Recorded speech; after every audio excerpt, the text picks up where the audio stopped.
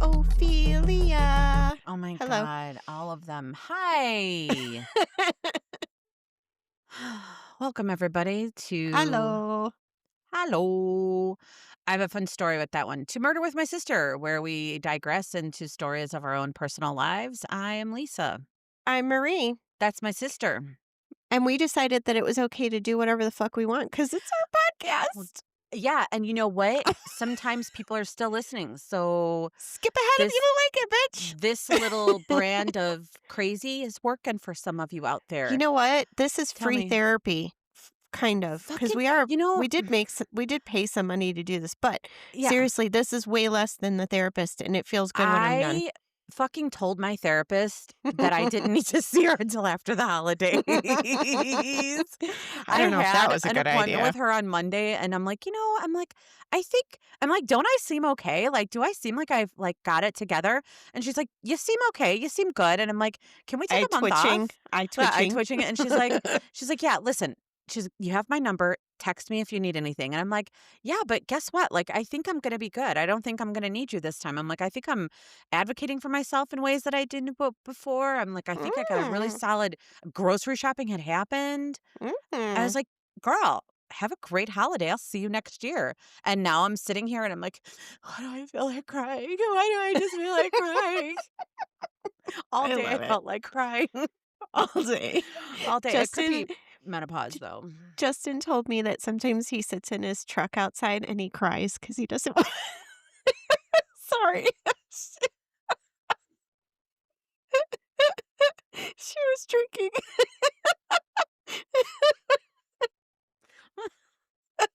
Why is he crying in his truck? Oh, no. He doesn't want to come in. Not and get raped by his dogs. Oh, They jump on him so hard. They're so happy to see him, but they're so big. what did he call him? The disgusting brother. True story. The Justin disgusting calls brothers. his dogs the disgusting brothers. I thought that was so funny. Lisa, they lick each other's feet. Stop. I don't know what we're talking about. And this is how we start. Anyway. That was great. You're welcome. I really truly needed that laugh because this last 2 days, by the way, it's the day after Christmas here. And I'm feeling all of that Christmas melancholy. Oh my gosh. My house is a mess. It was not 3 days ago. It won't be for another 3 days. I'm technically off on break, though. The school's closed. But guess what else is closed? Daycare. Fucking daycare. Yeah. Fucking daycare. That's great. It's fine. What about people that don't have a school schedule? Like you work for a school. What the hell do they do? I'm going to go ahead and admit this. Last year when I was talking to the daycare folks, I was like, how come you guys never get like Christmas Eve off or like the day after Christmas? Like you don't really want to spend time with your families, right? And they're like, yeah. And I'm like, I think you guys should really take some time off around the holidays. Oh, no. I know, I'm stupid. Did you put that shit in the suggestion box? I told Way it to go, right Lisa. to the goddamn director. You're an idiot. So then they sent out a notice earlier this year, and they're like, by the way, we're closing Christmas Eve, Christmas Day, and the day after, and New Year's Eve, New Year's Day, and the day after. And I was like, oh my gosh. Whoa, guys, one or the other, not both. Fuck. Do you have any house guests lingering? No. Oh, but good. I think what I am going to do is take the two demons to daycare on Monday and Tuesday. I wasn't going to originally. I was going to like do mom stuff with them and like take them to like the library or the Y and do that. Fuck that. No, take I've them had to those two daycare. little psychos home with me for the last 3 days. Let them run around with their friends and then tell Eric he has to go somewhere else. Yeah. Wherever that is. It'll be great. It'll be great. So, yeah. So that's where we're at. It's Christmas the day after. I told my therapist I didn't need her until after the new year. Mm-hmm. Still experiencing perimenopause. I guess it They will say take a that few lasts, like, years. 13 years. I don't even wanna talk to anybody right now about that. I'm 49 years old with a 3-year-old and a 4-year-old. Yeah, I know. I think about it and I Yeah. cry for you. Yeah, I thought about all the people who were I would, like, all the last 2 days, every time I got upset, I'm like, "Lisa, be grateful that you have a house that you can host a family in. Lisa, be grateful that you have the money to buy the dinner for this. Lisa, be grateful that you have the 2 children that somebody gifted you with their egg." I literally was, like, gaslighting myself the whole every time I got upset, I was like, "Be grateful, you ungrateful bitch." I don't know if it worked or not. I'll tell my therapist about it when we get back. Oh, jeez. I know. So, I'm sure it was fun at times. it wasn't. They get real excited. It was okay, fine. It was really exciting watching them open their presents. They seem like this year was the year where they were both like, Screaming, "Ah!" getting it. screaming Make sure for you put that everything. fucking elf away in a good spot, god damn it. I put a calendar reminder on my phone for next year, letting me know where I put it this year. Oh, you didn't hide it with the Christmas stuff? You hide No, it elsewhere? because I have to make up for the boohoo this year. Mm. I'm bringing that little motherfucker out the day after Thanksgiving.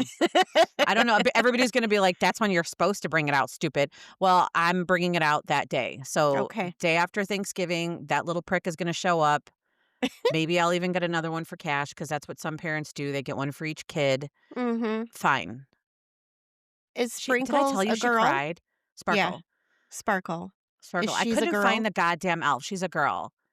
And I couldn't remember where I put it, and then I found it, like, 3 days before Christmas, I know, you and told me you're the I'm worst telling mother in the them. world. I'm telling Oh, everyone sorry. else. And my daughter cried when she saw her, like, that she was so happy she had missed her so much. Mhm. So, bad mom. Trash mom, bad mom, whatever you wanna call it. Worst parent ever. Here, There in it is. attendance, Anyway, present. Okay. so this Well, is your this was a story that my sister wanted to yeah, do, I did. I think for quite a while because you kept mentioning it to I me. do I do quite a while because it's unsolved Mhm. and Technically unsolved, yeah. technically oh, did you know some alright, fine. It's just like Go one of ahead. those things where I unsolved are my jam and my jelly roll because there's the opportunity for closure at some point. Mhm. So my I'm sources starting oh, I'm oh, starting to notice that a little bit, so I'm gonna about keep me? my about the unsolveds, so Mm. I'm gonna keep my eyes peeled about those kinds of cases. Yeah. So my sources for the story are the Investigation Discovery season 3 episode 10 of Disappeared. Disappeared is a show I stumbled on when Mhm. Investigation Discovery was like a platform on Mhm. Discovery Channel. It wasn't Mhm. like its own ID channel. And I Mhm. was like, "What's this? Disappeared? What? Who? Mhm. What? What? Woo." I burned through every season and like I couldn't stop looking. And then maybe one out of every 20 episodes they would have an update and I would just be like, "Oh, oh, closure." It was so good. So, and then I did listen to a podcast, Crime Weekly season 2, episodes 87 and 88, but I'm gonna switch my screen so I can stay in my microphone. Mm. Did you see how I just changed? How I'm not I looking saw at it in you? your glasses. Mhm. Good job. Thank you. I There are 3 episodes. I only made it through 2. Mm. So I but it's a Crime Weekly season 2, episode 87 and 88 that I listened to. Mm. Um, I only did and one. Crime Watch Daily Unsolved, The Mysterious Disappearance of Missouri's Springfield Three, and then, of course, the Wikipedia page, The Springfield Three. Those are all my sources. So this is primarily your story, but I Mhm, didn't know a lot about it. So I mhm. did watch People Magazine Investigate season 4, episode Mm, 1. mhm. And they did, I mean, in my opinion, they did a really good job of like Yeah, laying it all out lay kind it of out. timeline wise I love and all People the Magazine rest. Investigates. Hmm. I really I like they got a juicy, You know what I did salacious like about show. theirs Tell me. is that they how, like, sometimes you watch some of the not real documentaries, but, like, ID investigates or, like, something more Yep. they they say the story, then they Yep. go away for a commercial break, and then the Mhm. first 5 minutes of the next section is what they already told you. Yeah, they do So, that. it's like you're looking at each commercial break, and you're like, maybe 3.5 minutes of each section is new New. news. Mhm. And then they repeat themselves, and then they repeat Yes. it again, and then they tell you a little bit more, and I'm like, It's the true "Is there crime format. is there just not enough content to fill the whole 30 minutes? Like, No, what is going on?" no, I think that's for the people who are just tuning in. Anyway, Do oh. Oh, she didn't I like that kinda I sense. pay attention from the No, but get-go. do you remember when there used to be cable and there Yes. used to be commercials, Yes. and then people would be flipping through channels to, like, what do they call it? Channel surfing? While the commercial's on, and then While they the would come commercial's back on, and they and would then they'd miss come back, something. and then they'd be like, "Oh, what's this? Well, I only gotta wait for a commercial, and then I'm gonna hear all about what I just missed." Yikes. That's what I think that's for. I think you're right. All I right. think I am too, that's actually really reasonable of me. I stand firmly corrected. 'Kay, good. Check. So yeah, so that's why I picked this one. It is decades old. Mhm. There were some updates in it. This case happened in 1992. So I would have been in high school at the same time, and the girls who had just graduated high school that year. It is Mhm. unsolved. And if you think you know how peculiar, like the thing about it that's so peculiar Mhm. is that it's three altogether missing women. Yeah. Not kids, women who were taken from their house, not, like, out or you know what I'm saying? Like, it's just Yeah. the I think that's what it is, Is that that you're in stuck your with me. safe place, you're not alone, like, there's Yes. no reason in the world. All Yeah. the things that they say you should do to stay safe, they were essentially doing. They're at Yeah. home, in a group, locked doors, like, it just it boggles the mind. Mhm. I get Okay, that. so and I'm gonna harp on that a lot as we get into this case. So, for those of you who are not sure, we are going to be talking about the Springfield Three, also known as the disappearance of Suzanne Streeter, Stacy McCall, and Sherrill. Fuck, help I me don't with her know if last her name. last name was Streeter. No, it's not Levitt. Okay. Thank you, Wikipedia. Love All right, it. so it is Saturday, June 6th, 1992. Um, the students of Kickapoo High School were walking across the Love I that. know, I fucking love it. Fucking love Walking it. across the stage and headed to celebrate a night of parties and a weekend of fun in Branson, Missouri, also known as the Ozarks. Can I just say, the Please. way that they describe their high school graduation Mhm. situation, they Mhm. graduate from high school Mhm. and then they spend the evening into the nighttime literally party surfing from one house to the Yes. next and everyone's celebrating at the same time. Yes. I love that. I love D- that. do you I love it. remember when we would have high school and they're like, "Well, I can't go to your party because this party's that day. I'm having my party, Yes. so my party's on this day." And it never occurred to me, just let's all Block just keep party just all party all night long. But every night. there was also at that same night, the high school was planning a lock-in, which is Oh, another one and the students all had we to take never a got to do pledge that. to Yeah. take no alcohol, but I was like, "So I graduate, but now you want me to come back here and be locked in? Hell to the N-O." Victor and So Alexis always had fun at those, like, oh, they they did locked them. him in. Yeah, they had, like, the jump houses and the trampolines, and they had all the food, and they had all the things, and they had they really did it up and kept them safe there. So I think that's that the would have been idea is f you're keeping them safe. yeah, but they Okay, have all these different things, and it's all, like, like, your school is yours after dark, and it's I don't know, okay, it sounds like fun for a kid. okay. I'm Well, just saying. it sounds like fun. Okay, so but that sounds like fun, but that's not what the girls decided to do that night. So, Mhm, Suzanne Streeter and Stacy McCall, who were best friends growing up, but by all accounts had drifted a little bit apart mhm. as they got older. were graduating that night, and they had another friend, Janelle, Mhm. and they were all gonna be going to parties throughout the night before heading off to the Ozarks later. Originally, it was gonna be later that night. Um, and I bring the friendship aspect up because I think as this case was initially reported, it was that Stacy and Susie were, like, best friends, and I think that's important when you start talking about, oh god, what is that, victimology? Mhm. They weren't actually best friends, so that wasn't the norm of their situation at the time, was for Susie and Stacy to be together, but because it was graduation night and Stacy and Janelle were actually closer, Mhm. um, and they started at a party near Janelle's house, and originally it was all 3 of the girls were supposed to be spending the night at Janelle's, which Mhm. is where there were 2 parties on the same block. Mm. And then when they got done with the first party and had gone to a second party, I think that party was the one that was broken up around 1:30 in the morning. Mhm. Um, and then the girls went back to Janelle's house when they realized that Janelle's entire family had come in for her graduation. So Yeah, there the was, like, no room bedrooms. at the inn, Mhm. and they couldn't spend the night like they had planned. Right. So they were apparently gonna be sleeping on the floor. Mm. I mean, nobody, do you, like, think about sleeping on the floor? Like, it's Been there. hard. It's fucking, even as a kid, like, the can you think of anything worse? Mm-mm.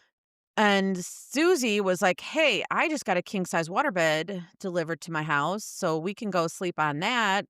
And if I remember correctly, the distance between the houses was only like 15 minutes. So the girls decided that at this point they're going to go stay at Susie's house. Mhm. Her Janelle They were at Janelle's. Her mom says she heard the girls leaving around 1 or 1:30, Mhm. I heard, but like, 2 o'clock in the morning. it's all right around that time, Mhm. but can I victim or can I shame a little bit? Why? Like, I What? know that they're older, I know that they're older, and they might have been Mhm. 18, I don't even I actually meant to check the dates on that, but, like, if somebody was leaving my house that I knew who was staying there and I heard them, I'd be like, "Hey, girls, what are you doing? Don't go." Or at the very least, I would have been like, "Okay, call your mom and let her know." Like, I don't Yeah. know. Even if they were 18, I they don't to know if you I to like me, that they're a whole still lot. kids. Like, Right. yeah, I get that. So, um, what I had forgot to mention was that around all of this house partying, the girls did change their plans because originally they were gonna go to Branson that night. Mhm. So Stacy calls her mom, Janice, and she's like, "Hey, we're having so much fun at these parties. We're just gonna stay here." Janice was super relieved. She didn't want them driving to Branson, late at night anyways. So she's like, "Great, just spend the night at Janelle's house and then touch base with me again tomorrow." Now she's sleeping a little bit easier. Yeah. I Did you go with us to a trip to the Ozarks? Yeah. Do you remember those drives? Yeah. Driving through the Ozarks is not easy. It's Like, I not. was white knuckling it the whole Yeah. fucking way. It's So very doing that at twisty. night, twisty, Yeah. turny, mountainy, I need And a tissue. for someone in Keep talking. who I'm just for grabbing a someone who tissue. grew up in Chicago and Illinois where the streets are very flat, and the fields are very, like, wide open kinda situation, Branson t or the Ozarks to me doesn't feel like mountain, knowing now living in Colorado, knowing what a mountain looks like. Mhm. But for at that point in time, never having experienced more than just, like, hills for per Mhm. se, like, it was twisty and turny and a little crazy even in the daylight. So I cannot. I mean, I know they grew up there and they were comfortable with it, but that seemed like craziness in the middle of the night. Yeah. Yeah. So Janice is happy. She's like, "Stay there." The girls are like, Pooey, we can't stay here. We gotta get out of here because we're sleeping on the floor." Oh, excuse me. They leave. And they don't tell. They Stacy don't. doesn't tell her Her mom mom, right. that the plan changed. Janelle's parents don't like, I don't know if they knew that they were Well, that supposed to be there. Like, I don't know what that was all Well, about. that's the one account was that I heard that Janelle's mom said, "I heard somebody leaving, around 1:30 or 2." I don't know. So I guess that's where I'm at. Hmm. Like maybe I would have said something, but we can look at that back. We can do that thing that we like to do where we judge people because they didn't know at the time. And also, Hindsight. Yeah. yeah, who knows in 1992 what it was like in this area? Maybe it was like a safe area. Maybe it wasn't, Yeah. those country A kids, small they're a town. different Yeah. kind of kid than we were. They're not even So, afraid of the dark. right. They I drive gotta in the have dark. lights everywhere. Lights Oh my everywhere. god, I had to make Stephanie drive to the campground at night because there was no streetlights, and I'm like, "How do these people see on the streets?" My family makes fun of me to this day. You could literally drive your car. Like, I've driven from downtown Chicago, like from Alexis's place out to the burbs. I have driven my car in, and it's like 9 o'clock at night, full dark, and not had my fucking headlights on and didn't even notice because City there's driving, so many yes. lights. We have light pollution, and I must tell you, when I go from city lights to suburb lights, it's a lot like, I'm like, "Are we seeing?" I hate it. So for all by all accounts, it appears that the girls, they both took separate cars and Yes. they made it back to Susie's house Yes. because all 3 cars were there. Now, Yes. during this time that the girls were out having some fun, Sherrill, who is Susie's mother, was at home. Mhm. Sherrill was a hairstylist. What up, Mhm. girl? And was doing some house repairs and finishing some furniture pieces. I'm sure my sister could just Oh bore my you to god. pieces. My sister's I like, wanna "Oh, I just love this." I just wanna reclaim furniture and sell it on Etsy. Mhm. That'd be so fun. It is a rewarding thing. Like when I did all my Mm. doors and those banisters, Mm. I still look at my banisters now and I'm like, "How the fuck did I do that?" Dude, I'm I really walk proud of down myself. your stairs and I touch your banisters and I'm like, "How did she do How did I that?" do that? I did it So COVID. nice. So at this time, Cheryl and Susie had just moved into this new house, fresh off of a divorce where I believe her husband had left her like high and dry, kind of in a bad situation. Mm. And we do have a verification that a friend of Cheryl's spoke to her on the phone Oh. between. So some accounts say 9:15 p.m., some accounts say 11:15 p.m. Oh, okay. So this would have now let's all keep in mind that this is still Saturday night. Mhm. The So girls are still out at parties the and girls stuff. are teenagers and they're out partying. Cheryl's a hairstylist and is she 47? Yeah, I think she was I in her believe she was 40s. 47. So I'm a couple years older than that now. When I sit down with a bottle of wine and a nice puzzle, I can find myself up until 1 o'clock in the morning. So, it's not uncommon, I think, for them to just be like, and it's June, it's summer, it's the Mhm. graduation just happened, so I'm not offended that they're up that late. Like, I don't find that suspicious in any way. And No. also, if she's finishing a piece and she doesn't have to work, like, go on, girl, get your shit going. So, um, now Janelle's mom, or I'm sorry, Stacy's mom doesn't know that they're going there, but like again, we all say that by all accounts they are there. Mhm. There was one account I wanna bring up right now where a waitress in a restaurant called, I think it was Georgia Steakhouse, Mm. said that she saw the girls having breakfast around 2 or 2:30. Oh, She said that they were there for around 45 minutes and left. This was unconfirmed, and I wanted to talk about it because that it seems would like have a really been big deal. it's a big deal, and it would have been the last time that anybody saw them alive. Yeah. But also, do you remember, I don't remember if you were part of that, like, when I did hair and we didn't get off until 9, and then we were wired from doing hair all day, Yeah. we would go sometimes I'd go take a walk with Krista, Care Mhm. Bear, hey, Care Bear, and then we would go have breakfast at midnight at Huckleberry Huck Finn? Huck Finn. Finn, But I used to do the same thing with Trina. Like, we would just randomly go to breakfast places at like 1 or 2 in the morning. Like, Because for they were that was open not a 24 yeah. hours. So I don't have a problem with all that. I feel like I remember S doing that exact thing. so I shouldn't say never, I can count on one hand the times that I had done that sort of thing where we were out and then went to breakfast Mhm. and it was still, like, midnight or 1 a.m. or whatever. My big thing, because I worked nights, Mhm. so we would get off at 7 a.m., we would give a Mhm. report, and then we would hop on over to whatever breakfast place was on fucking Cicero near Mhm. 95th Street, Hucks and we in would all have breakfast, and then we'd go home and get and some sleep sleep. and come back and Right do it back to again. yep. Oh, nurses. Nurses and hairstylists. Oh my god, are we so cliche or what? I'm telling you.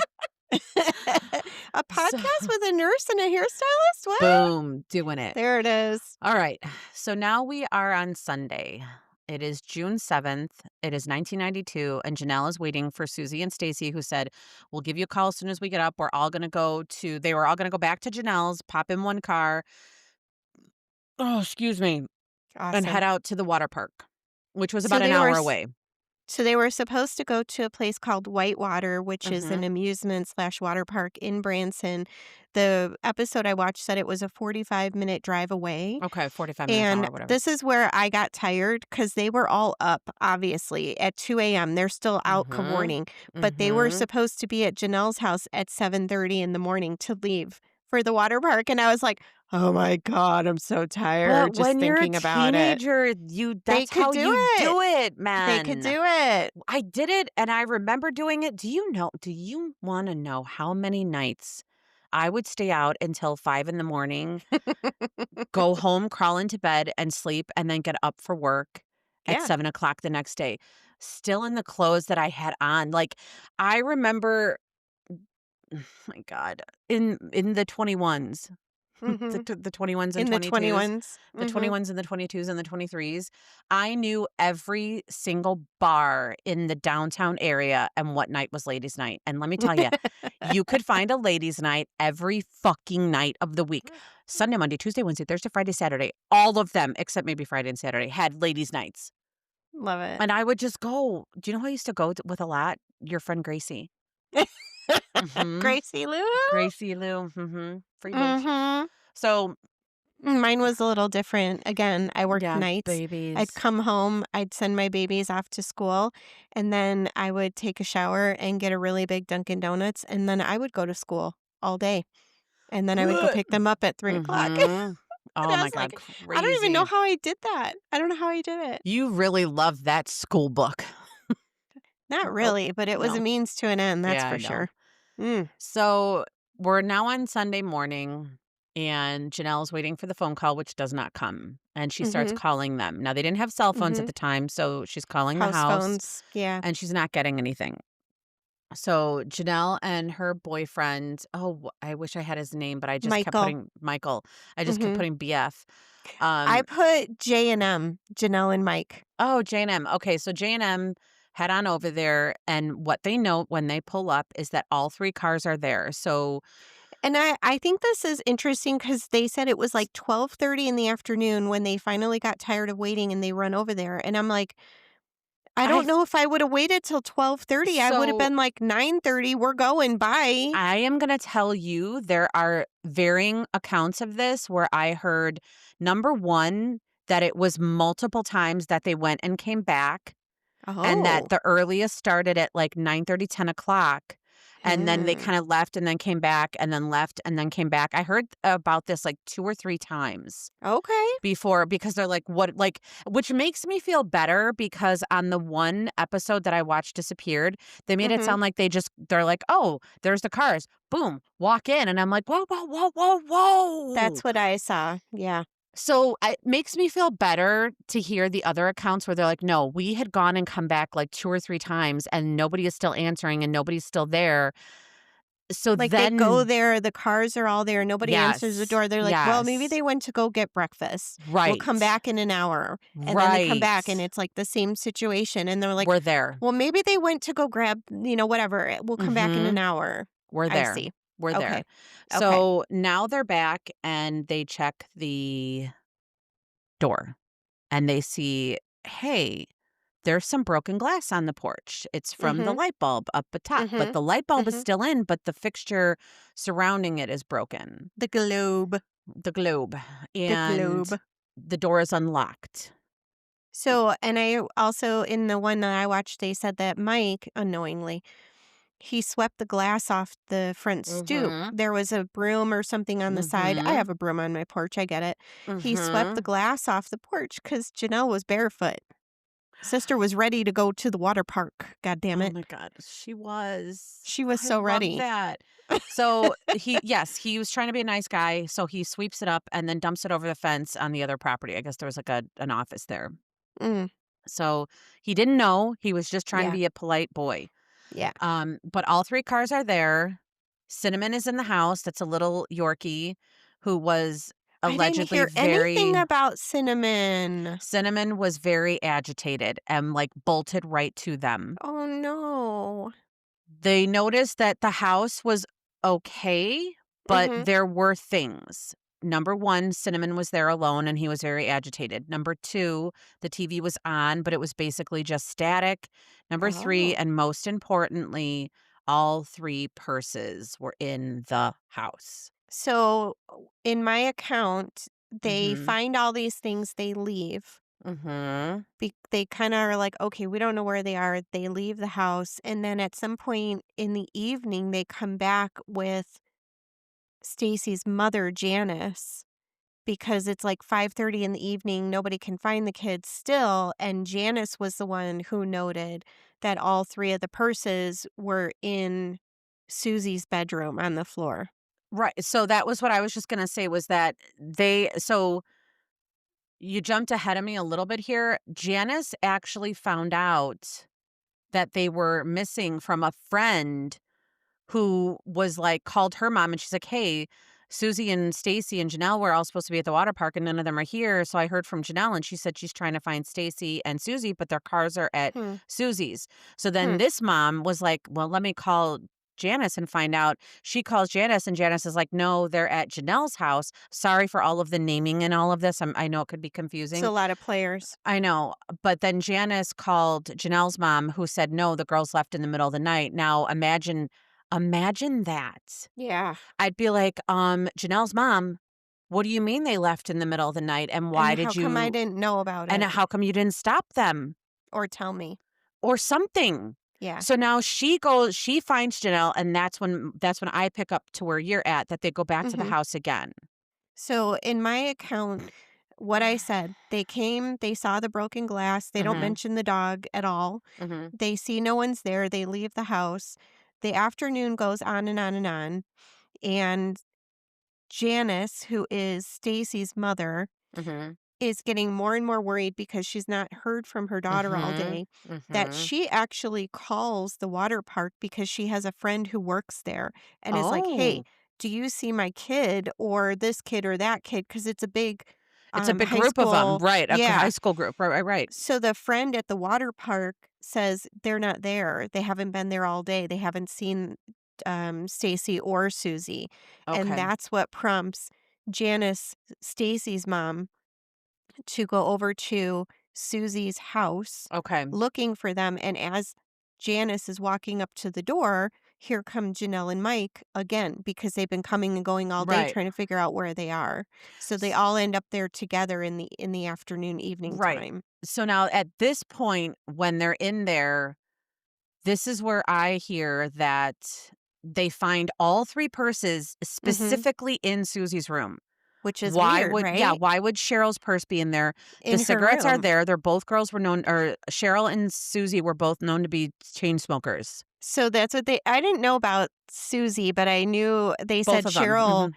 like, Cheryl was like she lit one cigarette from the one From that was an going out. Let me tell you. So I thought it was so I thought it was so Mhm. cute that they were like, "Whoa, broken glass, all 3 cars, nobody's answering the phone," but The she would not have cigarettes. left the house with those As cigarettes still sitting there. As a former smoker, which I don't know if I was ever one of those smokers because it was I such a don't feel like you were. infrequent time, but Yeah. I can tell you when I did enjoy it, like, when I was like, "Man, what have I been missing?" There would have been no way that I would have left my cigarettes, but do you know when I got even more psycho was when I had started vaping to quit Yeah. smoking? That's what I When I remember was the ran vape out pen. of those drops, all hell was about to break loose. I didn't know at the time they had more nicotine in them than now it all makes sense, but, Yeah. um so, yes, both girls were there, but what is more alarming than that is that Janice saw Stacy's purse, and in it was Mhm. her migraine medication, which she Oh, knew she would not leave the house without. So, there okay. were other indications that from what they're seeing, the girls made it there okay.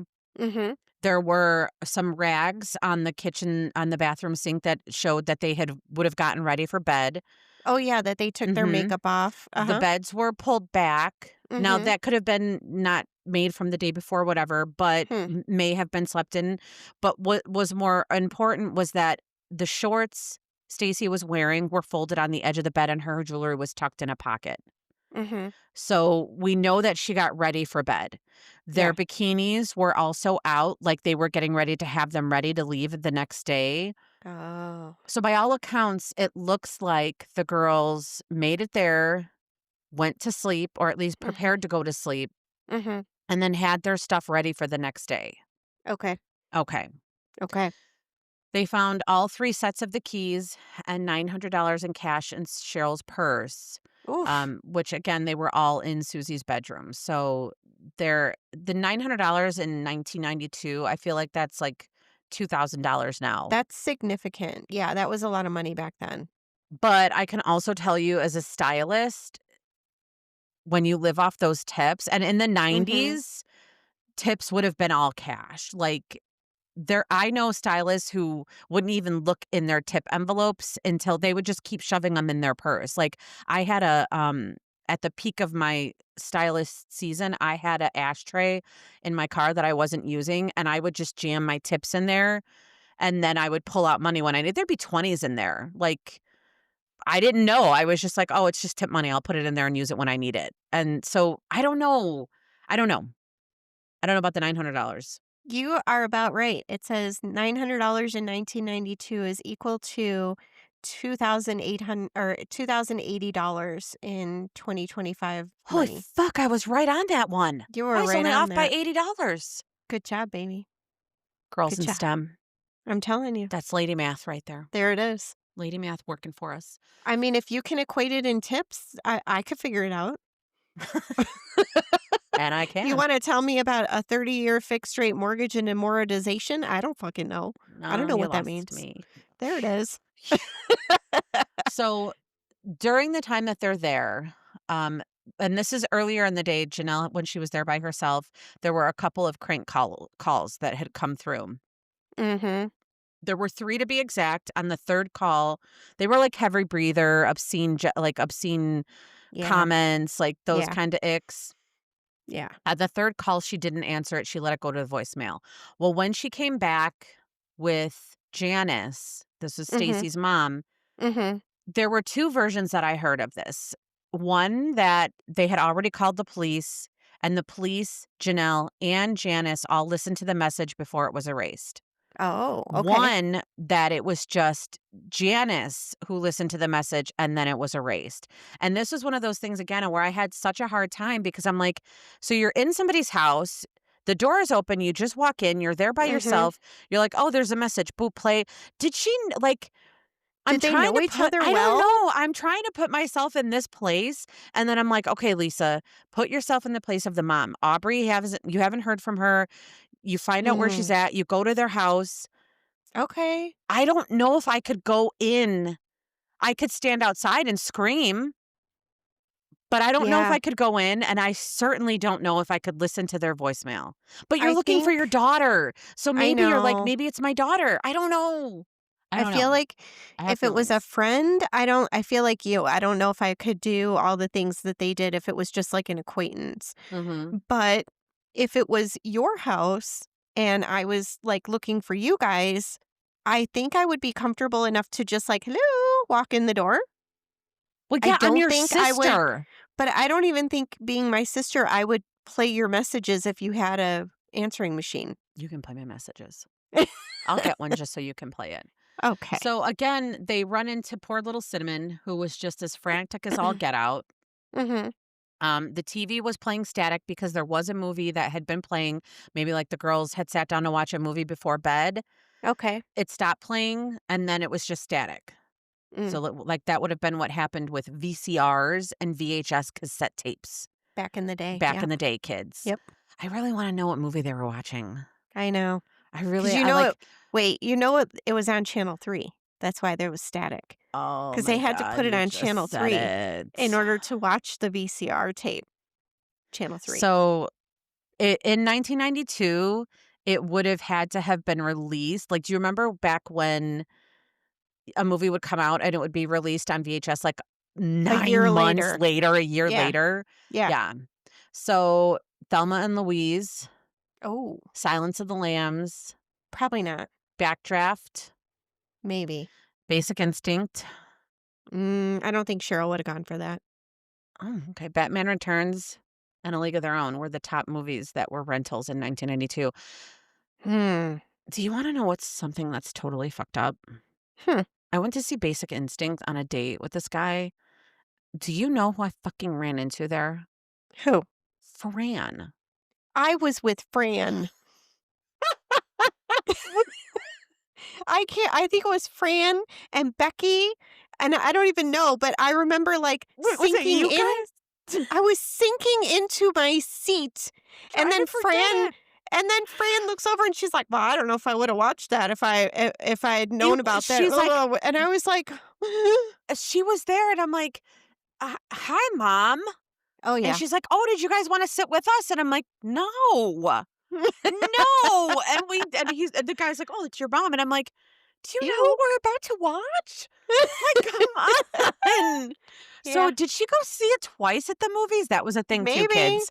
That was a thing too. People would see maybe. movies multiple times at the movie At the because movie, we were yeah. we were only gonna see them, and then we'd have to wait another year. Do you Ugh, wanna know the gross. worst example of that? You know Rick's sister, Rachel? I do.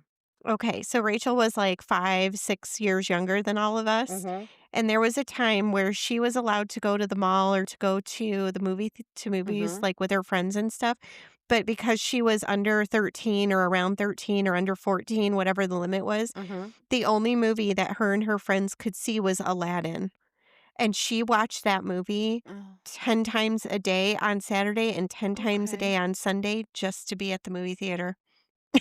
I can get down with that. The poor girl.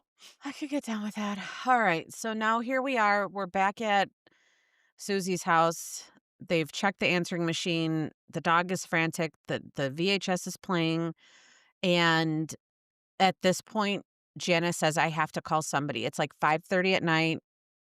But I heard some accounts that she did not want to call 911 because at this particular time, Springfield had just gotten 911. Oh my god. And they stressed to people to please not use it unless it was an actual emergency, That's and she didn't terrifying. know she's like so at this point, again, she doesn't know, did they just go somewhere? Are they coming Mhm, back? They didn't have cell mhm. phones, they maybe had pagers, but she decides, "I'm gonna call 411 information, get the local number for the police," and she's like, "I think you gotta have a policeman come out." There are accounts that the first police officer showed up there around 9 o'clock at night. Now Oh, this would have no. been yeah, this would have been That's hours. again, not verified, some accounts. And the I girls heard would have been missing now almost a full day because they were yeah, seen at 1:30. Now it's 9 p.m. So yeah. we're going on about 19, 20 hours missing. So that makes a little bit more sense because in the People episode, they say Mhm. Janice calls her husband and Mhm. then calls the police. Okay. So that kinda made more s that Okay. knowing the situation about 911, that makes more sense to me, that Mhm. she was probably like, "Do I call? Is this an emergency? What?" So she calls the husband's Mhm. like, "Yeah, I think you should call 911," and then Mhm. that gave her the, like, guts Yeah. to call them. Yeah. Okay. So at this point now, other people are aware that they're missing. Other people have commented, and other people are apparently showing up at the house Mm, and coming in. And there was like a little straighten up here and there. We're waiting for the girls to come back. Police later estimated that the crime scene had been corrupted by at least 10 to 20 people who visited Ooh. the Levitt's house and tidied up the residence while the women were missing, Oh, no. including emptying the ashtrays, cleaning coffee Oh. cups, taking out garbage. Oh. Mhm. Man, the cigarette butts. There could have been a cigarette butt in Yeah, this. those Oh, cigarette butts, good man. stuff right there. Mm. Upon the officers' arrival, the scene showed no signs of a struggle except for the shattered porch light, which Mhm. was thrown away. Mhm. And then they did note that there was a bed that had looked slept in, both of them, and that there was an awkwardly bent window blind. Oh. I, eh, I mean, I do you have one remember right those? now. Do you have those? Remember those blinds that were like, was it aluminum? Yeah, they Like, were and like vinyl blinds, if but you back then they accidentally were touched aluminum. one, Yeah. it would be bent forever. Yeah. So I don't know how much stock I'm putting in this. I know it could have happened at any time. All property, personal property was left behind, including purses, money, cars, driver's license, keys, medicines, cigarettes, little fucking cinnamon. Mhm. And the most likely is that Cinnamon was the last person that saw them alive or that Mm. witnessed their disappearance. Mhm. So at this point, it's not quite secured as a crime scene, and now it's Monday, June 8th, 1992, Mm. and they're missing. So Cheryl had a doctor appointment on Monday. She was due back at work that day. Janelle was supposed to be reporting to work for Mhm. a youth center. Um, it doesn't seem like I don't remember from the 1992s if it was as urgent on this Monday as maybe it should have been. But I know that Janice was for sure taking it. She's like, "We gotta get this stuff going." So she Mhm. got to the place, had some copies made of the pictures, and had them and she did all 3 of them. Credit to her, she didn't just do her ma or her daughter. She had all 3 people on that missing poster, and she started circulating them in restaurants and also checking hospitals to see if they were maybe in an accident. So they start getting those pictures out, and the police now are securing the area finally, and they're gonna dust for fingerprints. So Finally. Mm. they get the fingerprints and How they many realize thousands of fingerprints? 62,739. Oh my No, I'm god. teasing. I'm totally teasing. Um, It reminded me of that episode or that movie Turner and Hooch yeah, where he puts the whole doc in a yeah. Ziploc bag. I was like, "Oh So no." everyone in a 3 block radius had fingerprints in that house. But it was like, so Yeah. here's the thing, it was a new house, they had only lived there a couple months. There could have been fingerprints in there from the old From people. the other people, Who yeah. even knows? And all, but then everything was cleaned up and other people were in and out of there. Oh, So, jeez. yeah, news stories start to circulate and the police start looking at the people closest to the women. And Mhm. that's where they always start, right? Who do we got Yeah. in there? So they do get in touch with Susie's brother, who at the time had a falling out with his mother and his sister. Mhm. There were reports that he had suffered from alcoholism. Is Mhm. that alcoholism? Yeah. And he was trying to rekindle a relationship with his sister. And there were reports that she had gotten an apartment with him, Yeah, that's what I read. um, which is interesting that she was a teenager. But I mean, maybe I don't know. I don't know. If Cheryl was having trouble with her husband, Mhm. maybe that would have been a nice alternative to having her witness Yeah. everything that was going on at home. So I have fine, great. No problem with that. I'm not being sarcastic. It sounded sarcastic, but I'm not being sarcastic. Um, but they had some fights and she ended up moving out and moving back in with Cheryl when she got the Mhm. smaller house that they were living in on the night that they went missing. Um, So I read that, or watched that Bart Streeter, who was about 9 years older than Susie, mhm, had an alcohol use issue. mhm, Cheryl was afraid of him. He had a violent temper, mhm, all that stuff. He'd hit her. So he was like out of the picture. He was living in another town for many years and then had recently moved back to Springfield. He'd mhm. gotten a job and appeared to have cleaned up his act.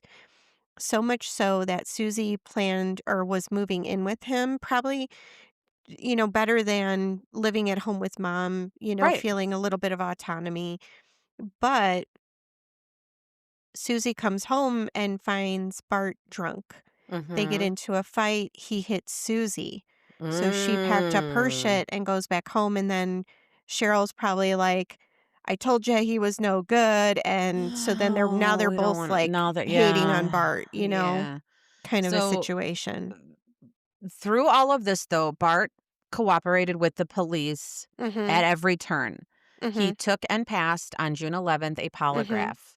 So, one of the things there was a news account that I had seen from Bart years afterwards. Mm-hmm. And in it, and I'm bringing this up because of a very specific reason. I'll tell you in a minute. In there, he accounts that there were two families that were victims in this. Mm-hmm. One family was treated with victim Oh. advocates and support and unlimited access to the police, and the Mm-hmm. other family was treated as suspects, and that was his Yeah. family. And Yeah. he's like, it was just really frustrating because Stacy was generally regarded as, a low risk victim. Mm-hmm. Mm-hmm. No, didn't hang out with the wrong group. And he's like, whereas my mom and my sister were kind of like not demonized, that's not the right word, but like they hung out with a more sinister group of people. They were Susie just was the thought of as wild less one. than. Yeah. Mhm. And he said so that was one of those things that really bothered him. Mhm. Um, and I get that. And again, I bring that up as we look into cases where, the Vaughn family, Yeah, there was a disparity there was a between yeah, and but then both families experienced the same the loss same loss, regardless. right. So, maybe that's something, in the '90s we didn't know, but hopefully we're doing better now. I don't know. Try I don't to. I don't I don't know. know. Cheryl's sister, I forget what her name is, but Cheryl's sister was on the People Investigates episode, and she said the only way someone would have gotten the best of her would have been to hold a gun to her child's head. So Cheryl was a good mom. Cheryl Mhm. would have died for her little girl. Mhm. That's the way I I heard see she was her. a fierce fighter. I That's mean, the we're way I see her. hairstylists. Give us a pair of shears and we'll fucking But so I feel like I just wanna say that again, even though he took and passed a polygraph and even though he was helping out at every turn, he was Mhm. still generally considered like a person of interest, which Yeah, 'cause he had a checkered past. so now he's trying to find them, and at this point, they start Can I looking say into one of the sorry. things about, the lie detector test? Yes. On the episode I watched, one of the detectives said he didn't trust the results entirely. As he says, "When you're blackout drunk, you can't remember all the things you did. Mhm. So the polygraph True. appears that you're being truthful. If Heard. Bart literally can't remember what happened, he was so drunk, he could pass that polygraph because in his brain, to his knowledge, that's where he was. That's what he did. That's Understand. the pitfall of a polygraph. And you got to take it with a grain of salt. Now, Bart is maybe probably innocent of all this stuff. I'm just saying in general, like you have to think about all those little variables Mhm. that can somehow make someone pass it when So they're actually guilty. I'm gonna go ahead and reiterate here at this point, 3 women, okay? Yes. 3 women. So So this when was you the look at these like, oh, like, did Bart do it? Did Bart 3 is he look at the person that we're accusing and then look at the victims that we have. mhm. 3 women. That So here changes the dynamic a little bit for it me. For me, it does. does. No, no, no, it does. So here was the theories from the police was Tell me, all of them. multiple perpetrators I in think order to so. keep all 3 women in check, I think so. or someone they trusted, which is why the person was able to get into the house without much of a struggle and whatnot. And let me Oh. really, like, pull this out of the air. Let's assume it's somebody that they know and trust. They somehow get into the house. This guy, I'm gonna assume a guy, pulls a gun out and puts it to Susie's head. Do you Mhm. really think Cheryl or Stacy is gonna be an issue if they've got a gun to Susie's head? No, and I believe in my heart when we talk about what happened here, I do believe that weapons were used, and that's why there was so little of a struggle. It's just bizarre. It's Mhm. so bizarre. Okay. Alright. So now they start looking into some of the people that Susie was around. And Mhm. apparently she had a boyfriend that she had recently broken up with, little Dustin, who Yes. was a bit of a like a little mischief maker. Misfit. Um he was I have to say this, he was a teenager. Teens are fucking stupid. Yeah, we did stupid shit. And they do stupid shit where you're just like, what the fuck would you do that for? But they're so dumb. They just don't know how dumb it is. So And dumb. they're boys. So, and I'm not making light of that. Him and a couple of friends had vandalized a cemetery and they got caught Mhm. selling the fillings of I mean, They stole the they teeth stole out the of a teeth dead out of person. Jesus Christ. Good God. Horrible. Oh my God. You little E grossies. ew, ew, Just ew. Ew, ew. Ew. ew. I'd break up with Anyway. you too. Ew. I don't want those fingers anywhere near me. So But Susie's car was used in the commission of the crime. I did not know that. What I So do that's what they know say. They don't is say that Susie was there, but no, no, no, maybe no, the no. boyfriend or whoever took her car. But in fact, Susie went to the police and told them, and that's how he got busted. She broke up with Ooh, him, and there it then is. she was scheduled to testify against Yes. him Mhm. when she went missing. Mhm. So they Mhm. arrest young Dustin, who says, because he's an angry little fucking teenager, I No, hope he they're didn't say dead. it. He No, said, he I didn't hope say they're all that. dead. No, it wasn't No? Dustin. Oh, it wasn't? By all accounts, Sorry, Dustin. Dustin was a troubled young man, but he wasn't a sociopath. We're really skating around this young man. But he wasn't a sociopath. He didn't have a violent tendency. He was not making good choices. He was not making good choices. But he Well, had a friend. He had a friend named Michael Clay. And mhm. Michael Clay was also a troubled young man, but he had maybe some darker tendencies. And he's the one that, in what I watched, the detective said he's the Okay. one during the interview to the police. That's Interview. how bright this kid Yeah. is. Yeah. He actually Bright says, "Well, shining I star. hope those bitches are dead." You know, It's like, what the fuck? Clay, just Buddy, here's the thing. keep it to yourself. Here's what I'm gonna say. If Good he God. was guilty, I don't think he would have said that. He's Probably so not. stupid and so He's so young. stupid. So then, okay, I so I'm think I would look hearing at that and be like, just get him out of here. He's So get him out of here. right?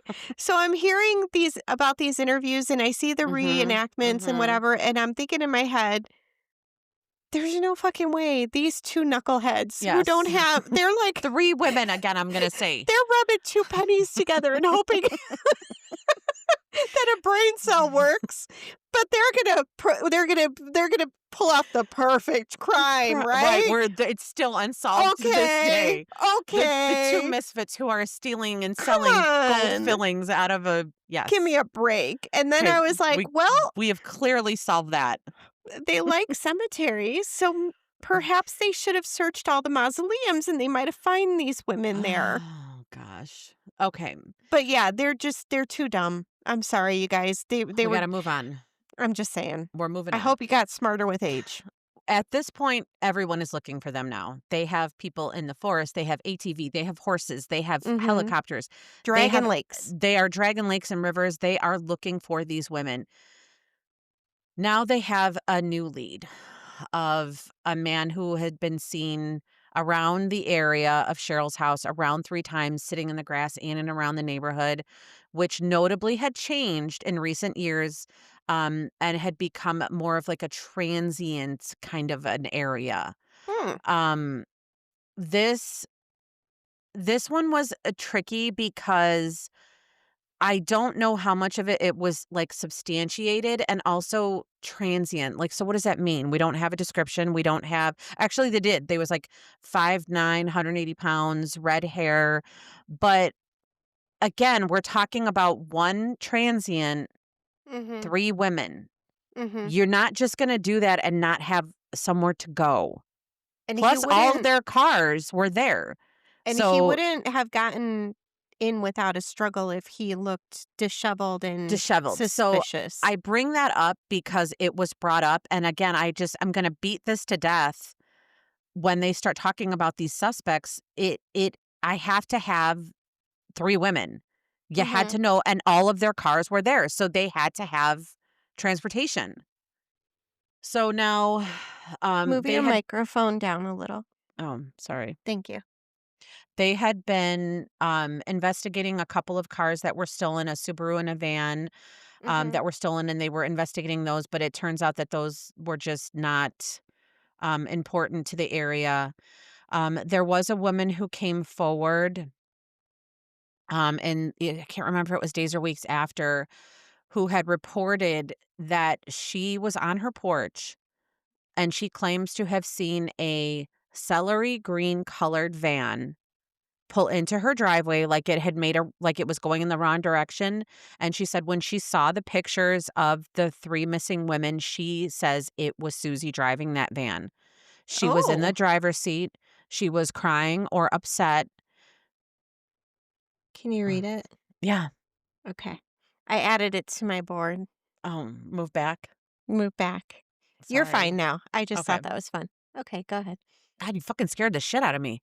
Celery green. Celery green, and that she said she was upset and or crying, and that the woman claims that she heard a man say from the back, "Don't make any silly moves, just turn around." Oh. And she reported this to be between 6:30 and 7 a.m. Oh, that geez. Sunday morning. Oh, geez. I hate this even more because it's light out. Yeah, I I agree. fucking hate it. So, Yeah. the police took this tip very seriously, and they took it to be a very credible tip, so much so that they got the exact van that the woman described and painted it the Mhm. color that she had said it was and put the Serial number. killer puke green. Yes, and they put the number for the tip line in the window and left it outside of the police station. Mhm, Smart. so All people were right. seeing it. Now, this is where things just start to dry up, right? It's Mhm, going on mhm. months Months, missing, yeah. months. There was a tip that came in December of 1992, right at the end of the year. A man had called America's Most Wanted hotline with information Mhm. about their disappearance, but the call was disconnected, and they attempted to link up with the Springfield investigators, but they couldn't. They didn't have enough on it to um, actually do anything, and the man never contacted them back. So Hmm. I guess there's an episode of America's Most Wanted that released that. Um, I'm gonna bounce a little bit on my timeline here. In 1996, we enter a man named Robert Craig Cox, Yeah. who was a convicted kidnapper and robber who was living in Springfield at the time that Sherrill, Mhm. Susie, and Stacy disappeared in June of 1992. Yep. Before moving to Springfield, Cox had been on death row in Florida for the 1978 murder of Sharon Zellers. She was a 19-year-old Walt Disney employee. Mhm. I mean, his Yeah. conviction was overturned because they had lack of physical evidence and he was released. He was on death row and he was released.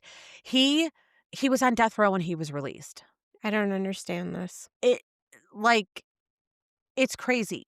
But Here's the this is what I know about her case. yes, Cox was in Florida staying in a hotel room with his with his parents. parents. Wasn't he a He military in the military or something like that? I didn't get that much. Okay. He comes back to the motel room badly Mhm. injured. He's taken to the hospital by his parents. The injury was a tongue laceration, like someone had almost bitten his tongue off. Mhm. Mhm. Yes. Sharon's body is found 100 feet away from the Yes. hotel, Mhm. and they let him go for insufficient evidence. And I wrote Yes. in my notes, I challenge that. Hi, If Katie. she bit him, his blood should have been on her body But in the somewhere. 70s, They could though. still do ABO grouping. They could have still done that much. I I love your don't medical training. I don't understand this. And you know what? Nowadays, they should be able to match this shit up. Okay. So that's another one that I'm gonna say her murder is technically unsolved. So pull that shit off the shelf. Let me know what it costs. I got an Mhm. American Express. No, no, And that's not that's our business card. and No. Murder with My Sister. Oh, don't say it. Don't say it. Don't you say it. We don't have We'll that kind of pay money. We for the don't have that DNA kind Oh my processing. god, we don't have that kind of money right I'm now. telling you, We don't have it's that kind of money right possible to now. process it. They should be able to link this. Come on, guys. Okay. Come on. So here's where it gets interesting with him. I just said it. Interesting. He was released and moved to Springfield where he worked for a utility company Mhm. and lived near the women at the time of their abduction. This is going to be interesting when we start talking about theories. Go. So, I also heard that the reason that he came onto their radar was Mhm. because Sharon's parents were not happy that they let her murderer go potentially, and they were Mhm. keeping tabs on where Mhm. this man was. They sure were. So, they saw that he was in Springfield and they saw the missing Yes. women from Yes, ma'am. Springfield. They called the Yes, they police and were did. like, "By the Hey, by, there's a douchebag guess in your what? neighborhood." Mhm. So, thank you, Mr. and Mrs. Zellers. So here's where this guy goes on an interview. Did you see the interview? He's such You a didn't. douchebag. He basically tells them, like, he knows, I know that they're dead. I know that Like he's they're a psychic. like almost like he's trying to be one of those serial killers that helps other serial killers get caught. So in when you first start talking about him and his history, I Mhm. feel like the cop, I'm like, I like him for this. I Oh, think he's a oh my good god, go. look at I you. I like him like him for for that. this. Okay. But then when I see the interview and the Mhm. way that he behaves, I'm like, Mhm. oh, he's just a dickhead doing it for attention.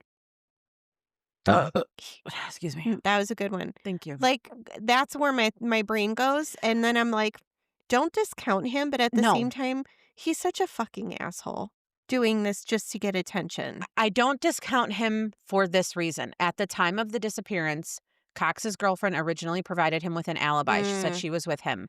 mhm, Later, she said, mhm. "Oh, no, no, I lied. He was not with me when those girls went missing.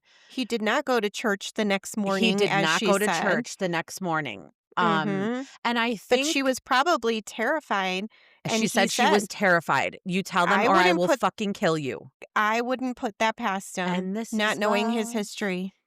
Yes.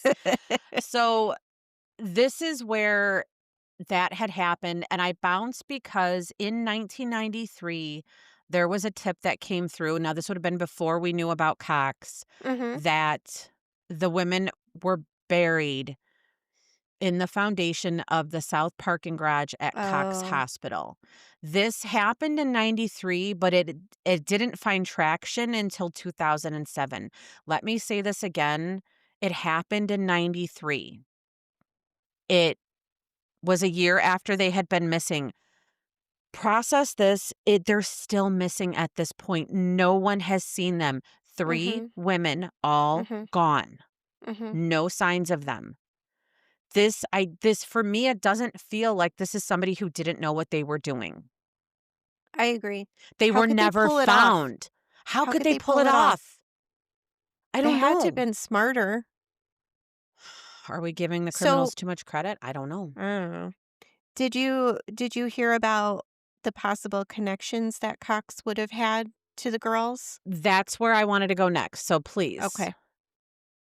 go. So what I had learned was the possible connection was that Cox worked for the telephone company. Mhm. They were doing line work, underground wires in front of Sherrill and Susie's home that they just Mhm. purchased. Mhm. So it's very possible that he would have seen them coming and going because they don't actually say if he was working out in the field or what his Uh-huh. job was, Uh-huh. but that was a possible connection to Susie and Cheryl, or at least Cheryl's house. Mhm. And then Stacy's father was employed at a car dealership, Yup. and Cox was previously employed at the same Yup. dealership. Mhm. Her father doesn't remember Cox at all, but he did say that when he was working evenings, Stacy would sometimes bring him lunch or Yes. bring him a meal, Mhm. bring him dinner, Mhm. while he was working, and it's possible that she crossed Cox's path and that he was stalking Stacy, and that's how he ended up at their house. So Correct. there are And very circumstantial. I like that, and also that one of the theories the police think is that this person gained entry by faking.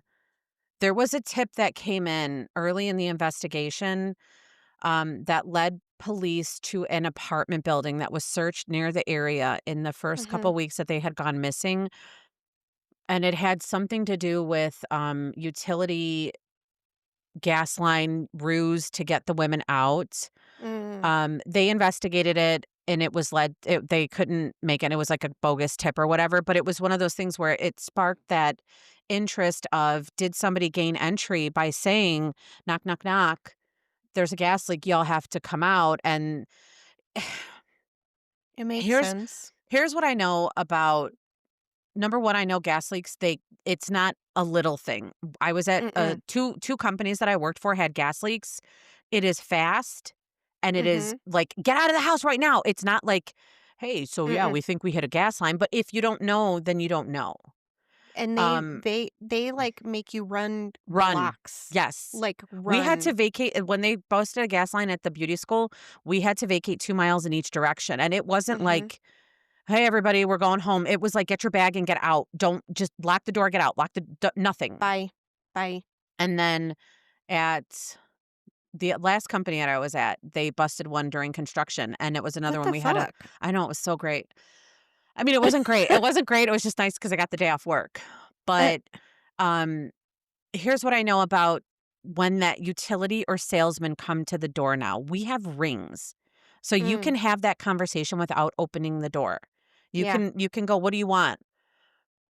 yeah, The other thing I know is that when people who are legitimate come to my door, they ring the doorbell and they step back like a yeah, good 6, 7 feet.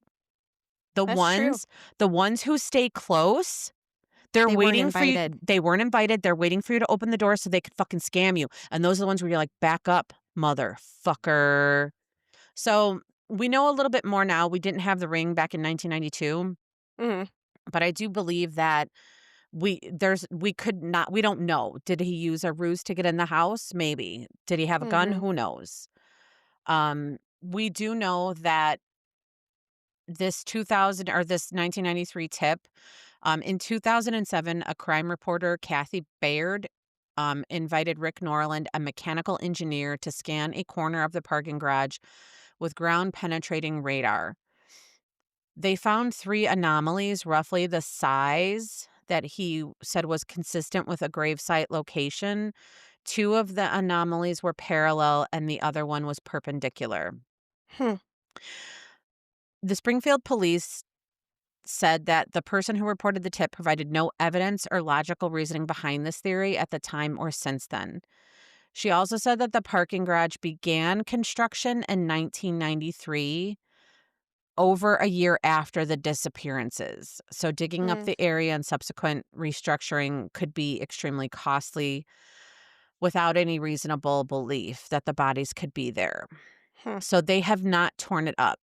In the interview that Brad had, and there was another woman, I don't remember if it was her sister, she's like, "Of course she's like, "They could have moved the bodies there." But here's what I also know from all I have so many jobs, guys. That's what happens when you're a hairstylist. You just have all the jobs before then. When I worked at Walsh Construction, I poured Mhm, concrete on the I-55 project we were doing. They let me come up on yeah, the job site. mhm, When you're doing the rebar, it's put in so close together to hold the yeah, structure. yeah, yeah. Every time I hear somebody say that they're buried in concrete, and I'm like, if it's a structure like a structure, I don't believe it because of the rebar. The If they're rebar is laid like a like, chain link fence, like, on top of that's how, itself. yes. So, and then you pour the It would concrete be around it. It's like 4 by it 4 would by be 4 s by 4 by 4. how the fuck would you get I anything don't in know how there? you would even maneuver it down in there. I Yeah, don't even know. So, that's the only thing. If you're in a slab of concrete in somebody's backyard, maybe. Maybe very because possible. there's not, but even like a big driveway, I think still has rebar in it. Yeah, it does. I had my driveway done. Mhm. So I just every time I hear about the concrete thing, the first thing that pops into my head is rebar. And I don't think you could get a body around that rebar.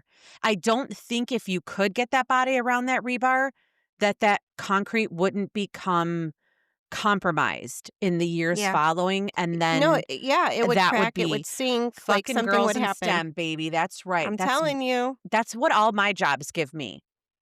I tell everybody, they're like, "Do did you go to college?" And I'm like, "I have a master's in experience." Okay. Oh, I That's love what I have. that. So Wait, when I'm you writing wanna that one down. yes, I have a master's in experience.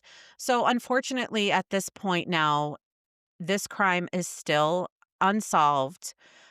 Sherrill and Susie were declared legally dead in 1997. Oh. However, their case files are still officially filed as missing.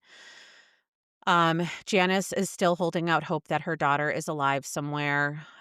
So now we do know at this point, give me the math on this, 1992, and we are Mhm. in 2025. It is 30, is that 33 years? Yeah. Alexis was Victor was 93 and he's 32. Did I just math that one too? He did it. Fuck, shampoo. What am I drinking today? This bubbly sangria makes me smart. Yes, it does. My numbers I've been fucking on it tonight. You are on fire. Fucking mathing. So Mm. so what do we think could have happened? There were Those very were little my signs of theories. struggles. Yes. Yeah. Uh, Someone they knew, multiple mhm. perpetrators.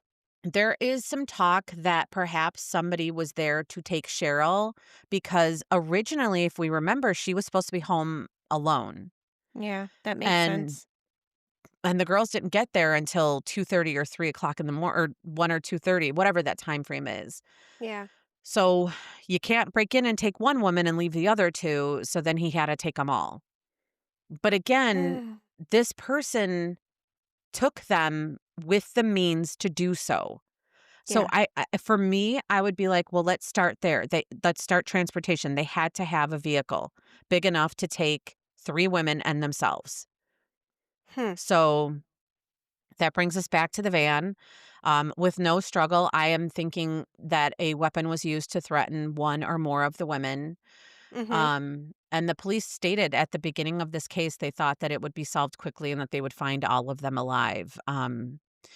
So I I don't think that there have been any updates on this case recently. I No, know that it's still closely followed, and I think that it's closely followed because it was three women from home, and there's poof gone. the police in the episode that I watched said that it's an open investigation, but they're not actively working it, meaning, like, they're not actively, like, going out interviewing, talking to people unless they get a tip. If somebody calls in something that sounds like Yeah, it's gonna lead somewhere, then they actively work all of that. But on the day to day, it's just kind of floundering. Um, can I tell you a little bit about that douchebag? oh, please. Um, so Robert Cox was previously employed. He denied everything. He said he stayed with his parents and then he took his girlfriend to church the next day. Mhm, 3 years, I think 3 years after all this, so 1995, mhm. he's arrested in Texas for holding a gun on a 12-year-old girl. What a dick. He gets convicted and goes to prison and gets a life sentence. You're doing the good work, Texas. So he's in Texas isn't jail. fucking around. They don't fuck around. No, they So love he's killing in people there. Texas, and that's how the Missouri cops are able to go and re-interview him and then Got find out it. the alibi was Okay. bullshit and all the That rest makes of it. sense. That makes sense. So that's where my brain when I kept saying, like, there's DNA, Mhm. if he's a convicted felon for this, his DNA is in the system somewhere. I don't understand why Florida's not rechecking the DNA from the Mhm. Zellers girl. Mhm. Um, so yeah, that I found that very interesting in terms of that's how they found him and were able to re-interview him because he is a repeat Yeah. offender. So at this point, Stacy and Susie would be around 50, 51. Um, Cheryl would Sherrill be would have in her been she'd be 70s. 80 if we do the math, Yeah, the exact math. Um, so chances are that she might not be here. be here either way. Yeah, Um, and that is the case of the Springfield Three, the disappearance of Stacy McCall, Suzanne Streeter, and Sherrill Levitt. love it. Janice, the mom of Stacy, said that she would rather think that Stacy is out there and is a 40-year-old lady living her life than thinking that she was a 17-year-old looking down on her from heaven. Mhm. It's I a hear little that. sad. It is If sad. you if you have any information, please contact the Springfield Crime Stoppers at 417-689-TIPS, TIPS. There is a $42,000 reward for information that leads to an arrest or resolution. Phew. Indeed. Deep breath. Yeah. There we go. So There it is. that's this week's story, Mary. Thanks you all for Thank you listening. so much for all of you listening. Oh, I we got hope all some that laughing in the beginning wasn't too yeah, we terrible. had some interesting news. I know we told everybody we had our first Email. email and Mhm. not one since then, but that's okay. I did have a lady at work who came over to my desk and she's like, I have a question. She's like, "Is it your podcast that I'm listening to?" And I was like, "Are you listening?" And she's like, "Yeah, is it the with the murder?" And I'm like, "With your sister?" And I'm like, I literally ran behind my desk and hugged her. And she's like, "I knew," and I don't think she's a hugger now that I did it. I feel like she's like, "Oh no, I wasn't expecting that." I love it. And then we did hear from Spotify that for those of you who are curious, this Oh god. podcast is ranked number 5 in true crime podcast in Sri Lanka. There it So is. thank you, Sri In Sri Lanka. Lanka. We're Which a hit in Sri tiny, Lanka. tiny little island where maybe 2 or 3 people listened and that put us up at number 5, which thank you for listening. Okay. So we got another comment on the Gainesville asshat. It Okay. just came through. Mhm. It says, "I love this podcast!" Exclamation point. And it's from Chase Sinks. Thanks, Oh, Chase. thank you, Chase. I can tell you he should not be listening to this podcast. Oh no. I know How who old that is he? is. I know you know who is. How old is he? 13. Oh geez, Chase. Chase, You're following in buddy, our footsteps, unfortunately. buddy, I told you don't listen. I love it. All right. Well, thank you everyone of over 18 who's listening. Yes, yes. All right. And Roll up your fucking windows. don't park next to those vans. Not the puke green, Not celery any of green them. Not ones. any of Ugh. them. You see a Mm-mm. van, go the other way. Although I'm I telling gotta you. tell you, I saw like a soccer mom with a van, and it Hmm. looked pretty badass. I kind of want one. I I'm gonna want a get one. van. I'm gonna get one when I get older. I'm gonna feel I'm it. telling you. I'm Okay, like, so I wasn't ready when my kids were little, but I kind of want one I'm now. vibing with them right now. I'm I'm vibing telling real you. hard. Mm. Anyway, All right, come on, George. Let's go. love it. Okay. Okay, bye. Bye. Executive produced by me, Marie Abenante, and my sister, Lisa Linsner. Music by John Bartman, track Shooter on the Roof. Cover art by the talented and beautiful Alexis Guerrero. And all of this is possible editing and recording using Riverside. Thanks for listening, everyone. Bye.